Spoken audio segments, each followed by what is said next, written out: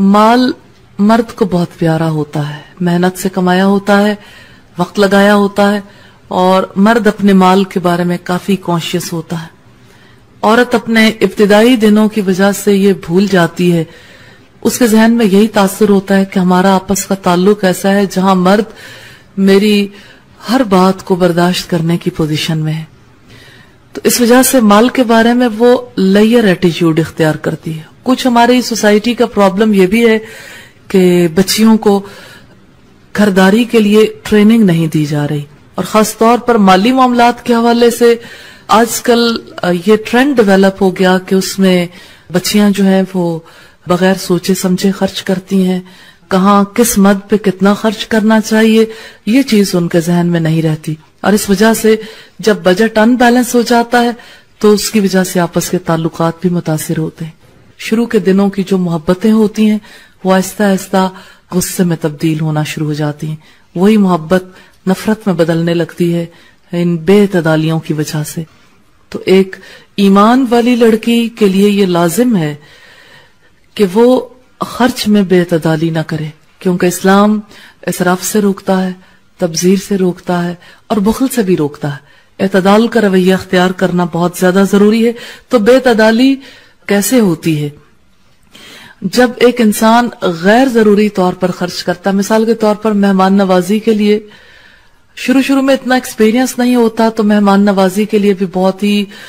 غیر متوازن طریقہ جو ہے وہ اختیار کیا جاتا ہے، ان بیلنسڈ۔ مثلا اپنے گھر والے آئے تو اب جو ہے وہ دل کھول کر سامنے رکھ دیا، یہ سوچا ہی نہیں کہ پورے مہینے میں کیا بنے گا۔ اور اسی طرح سے سہیلیاں ملنے کے لیے آئیں تو جی چاہا کہ ان کی زیادہ خدمت کی جائے۔ کئی ایک چیزیں ذہن میں ہوتی ہیں جس کی بنا پر اس طرح کا رویہ سامنے آتا ہے، اور پھر اس کی وجہ سے یہ ہے کہ مالی معاملات جو ہیں وہ متاثر ہو جاتے ہیں۔ ایسے ہی آپ دیکھیے جیسے لغو کام جس نوعیت کے بھی ہوں، مثلا جب بھی باہر نکلے تو کوئی نہ کوئی چیز خرید کے لے آئے۔ نارملی نئے شادی شدہ جوڑے اس طرح کے حرکتیں بہت کرتے رہتے ہیں کہ باہر گئے تو چلو نکلے تو تھے گھومنے پھرنے کے لیے، کھانے پینے کے لیے، ساتھ میں کچھ شاپنگ کر کے آگے۔